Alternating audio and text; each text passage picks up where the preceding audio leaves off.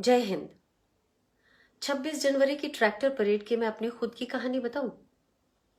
स्वतंत्र लोकतंत्र के किसी भी उत्सुक नागरिक की तरह मैं भी सुबह गाजीपुर बॉर्डर पहुंची थी और जो उत्साहपूर्ण माहौल था वैसा मेरी आंखों ने बचपन में समझ आने से लेकर और अब तक नहीं देखा था। क्रांति के सुंदर गाने, कतार में लगकर चाय और रोटी लेते हुए हर जाति और धर्म के लोग, मेरे देश का चलता फिरता रंग बिरंगा लोकतंत्र वहां पूरे उठान पर था। सब मुस्कुरा रहे थे, भीड़ में धक्का मुक्की तक नहीं थी। एक अनरिटन डिसिप्लिन था सबके अंदर, ना कोई राग, ना द्वेष और ना आक्रोश। बस सबकी आंखों में एक अलौकिक आनंद और उम्मीद थी। जिसने भी वो आलम देखा बस अभिभूत होकर देखता ही रह गया था। मन तब और भी भावुक हो उठा जब रैली शुरू होने के समय यानी 11 बजे के बाद से सड़क के दोनों तरफ के घरों से महिलाएं, पुरुष और बच्चे निकलकर ट्रैक्टर और ट्रॉली पर बैठे लोगों को सल्यूट कर रहे थे, ठीक वैसे ही जैसे राजपथ पर करते हैं। हमारा भारत उस समय वहीं खड़ा था, खुद पर शायद गर्व भी कर रहा था। कुछ उत्साही लोग दोनों तरफ पीने का पानी और फूल लेकर खड़े थे, पानी पिला रहे थे, फूल बरसा रहे थे। माहौल में गेंदे और गुलाबों की खुशबू थी और मैं भाई दिलदीप का तिरंगा लहराता ट्रैक्टर चलाते हुए पत्रकार फ्रेंड मयंक, जुलेखा और विशेष के साथ बात करती जा रही थी। पूरा रास्ता खुला हुआ था और हमारे आगे चल रहे कुछ ट्रैक्टर्स के अलावा रास्ता खाली भी मिल रहा था।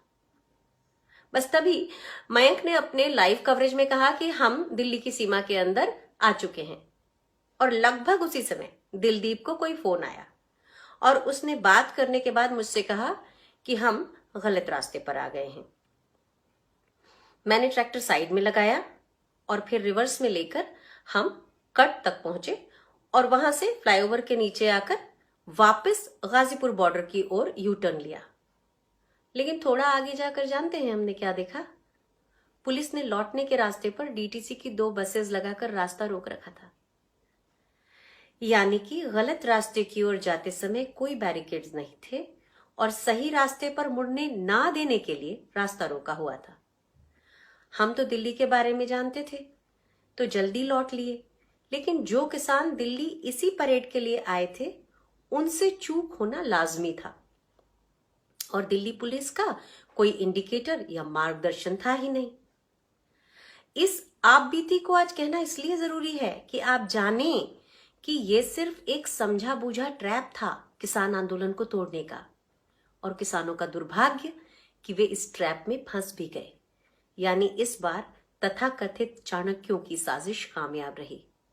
इसमें पुलिस ने तो किसानों से अंडरटेकिंग ली थी, लेकिन अपनी तरफ से पुलिस की मार्ग में क्या व्यवस्था रहेगी इसका कोई कमिटमेंट जाहिर तौर पर ना तो देखने में आया, ना एक नक्शे के अलावा कोई और दस्तावेज प्रचारित या पब्लिश हुआ। बहरहाल लाल किले की पूरी घटना बहुत दुर्भाग्यपूर्ण है और इतिहास में कलंक की तरह दर्ज हो गई है, लेकिन इसकी साजिश करने वालों ने देश की अस्मिता के बारे में तो सोचा ही नहीं। उनका लक्ष्य ही किसान को देश की नजरों में नीचा दिखाना था और आंदोलन को एक बारगी जैसे कुचलना था, और कम से कम प्रथम दृष्टया वे इसमें कामयाब हुए भी दिखते हैं। यानी लोकतंत्र में एक बार फिर एक षड्यंत्र हुआ, बड़े पैमाने पर हुआ। लोकतंत्र एक बार फिर शर्मसार हुआ और इतिहास में एक गणतंत्र दिवस दूषित हो गया। किसान के कंधे से बंदूक भी चल गई और किसान ही घायल भी हो गया। इस तरह की साजिशें आज लोकतंत्र में निहत्थे का शिकार करवा रही हैं और हम मानसिक रूप से शिकार हो रहे हैं, बीमार हो रहे हैं। हो सके तो इस पहलू पर भी विचार कर लें। मुझे यकीन है आप विचार भी कर सकेंगे और दिल में कहीं विश्वास भी होगा इस सच पर। बस सिर्फ 3 दिन अगर सुबह थोक में आने वाली बीजेपी की आईटी सेल की पोस्ट ना पढ़ें तो पूरा सच भी देख पाएंगे हम और आप। आखिर हम सब इसी मिट्टी के लोग हैं, इसी गंगा जमुनी तहजीब ने हमें पाला है। हम कर पाएंगे दूध का दूध और पानी का पानी।